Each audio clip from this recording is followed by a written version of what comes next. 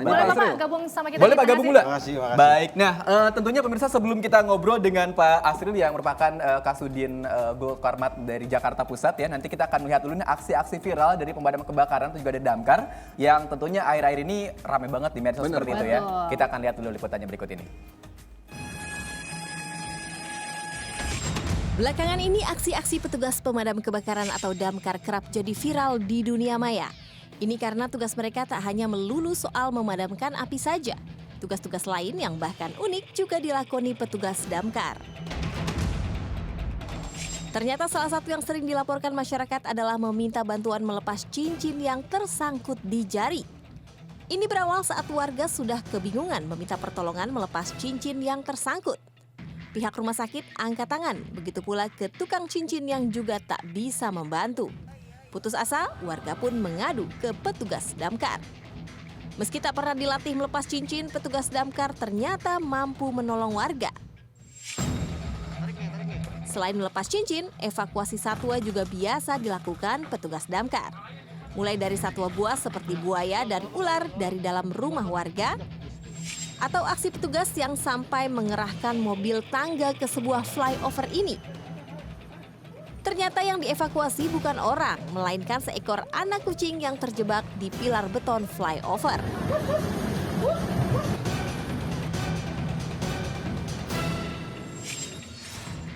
Bahkan yang juga viral adalah upaya petugas damkar membongkar gorong-gorong dan harus rela bermandikan air comberan.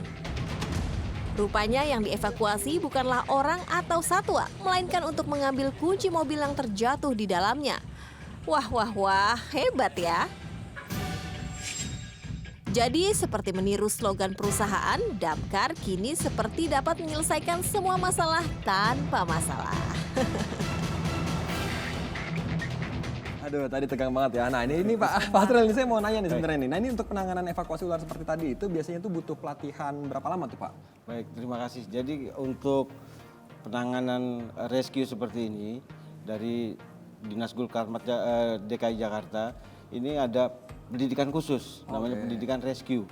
Ini biasanya kita lakukan kurang lebih 1 bulan. Nah itu cuma bukan hanya penanganan hewan-hewan liar, tapi penanganan seperti tadi, kejadian kebakaran tadi di atas, nah itu melakukan penyelamatan juga, itu juga dalam rangka kegiatan rescue tersebut. Nah kalau tuh yang latih itu siapa? Apakah langsung Pak Asril? Bukan? Oh, bukan. Jadi alhamdulillah memang di Dinas Damkar DKI ini ada power repel gitu Pak? Instruktur kami itu sudah cukup banyak dan alhamdulillah pelatihan itu bisa kita laksanakan sendiri gitu. Bisa sebagai pawang ular ya Pak ya. Kurang lebih seperti itu. Nah sebenarnya apa aja sih tugas-tugas dari Dinas Penanggulangan Kebakaran dan Penyelamatan ini? Berarti tidak hanya memadamkan api ya Pak ya? Betul, jadi tugas-tugas damkar itu ada 3. Yang pertama adalah melakukan pencegahan dulu terhadap bahaya kebakaran. Itu yang utama ya? Itu yang utama, karena cegah dulu baru nanti bisa kita laksanakan. Yang kedua adalah kegiatan pemadaman kebakaran, penanggulangan kebakaran. Kemudian yang ketiga yaitu melakukan penyelamatan tadi seperti tadi ya. Bisa apa aja itu? Apa saja? Apa saja damkar bisa. Baik. Nah, tapi Pak Asril kalau misalkan ngomongin soal penyelamatan tadi kan sebetulnya kan tugas awal utamanya itu kan pemadaman kebakaran Pak ya. Tiba-tiba sekarang jadi banyak penyelamatan, itu kira-kira kerepotan nggak sih Pak? Kita di Dinas Damkar DKI itu cukup personilnya, banyak di semua sektor. Jadi tiap-tiap kecamatan itu kita punya sektor. Di samping sektor juga ada pos pemadam terdekat. Jadi kalau memang ada apa-apa silahkan bisa dihubungi di situ. Baik. Nah, ini saya juga mau nanya lagi nih Pak nih ya. Nah rata-rata itu kan masyarakat pasti kan ada melakukan panggilan dong ke bantuan untuk Dinas Gulkarmat. Nah ini dalam sebulan itu ada berapa kali sih panggilan itu dan kira-kira itu yang paling banyak itu masalah apa tuh Pak? Jadi kalau untuk hal-hal demikian itu jumlahnya relatif ya. Itu banyak sekali saat ini yang lagi tren itu ya ini ular justru. Karena pas musim hujan ini banyak sekali kan ular yang naik tuh dari pada muncul ke permukaan. pada muncul ke permukaan. Ini banyak sekali. Baik. Ngeri ya. Iya. Nah Pak, ini sekarang kan kita udah memasuki era serba digital nih ya. Betul. Nah peran dunia digital terhadap perkembangan Dinas Pemadam Kebakaran dan juga Penyelamat ini seperti apa? Kalau peran digital itu sangat penting sekali ya.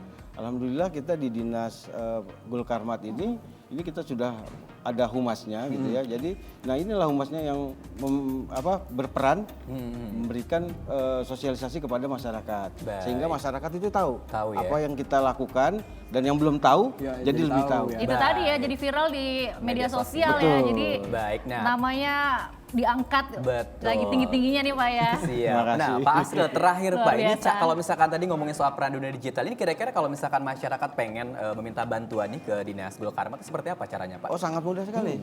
Ingat aja angka 1, 1, Hotline-nya ya? 2. 112. Nah, Silakan ini hubungi pemirsa, nomornya 112. Atau hubungi pos terdekat Damkar. Kita punya respon time 15 menit harus sudah sampai. Wah, luar biasa Berapa menit? sekali. 15 menit. 15 menit. jam. Jadi Luar mulai biasa. kita terima pengaduan 15 menit kita harus sudah sampai di lokasi. Baik, wah. Baik, terima kasih banyak Pak Asril selaku Kasudin Gul Karmat DKI Jakarta Pusat tentunya. Dan yang pasti kita sudah cukup tenang ya.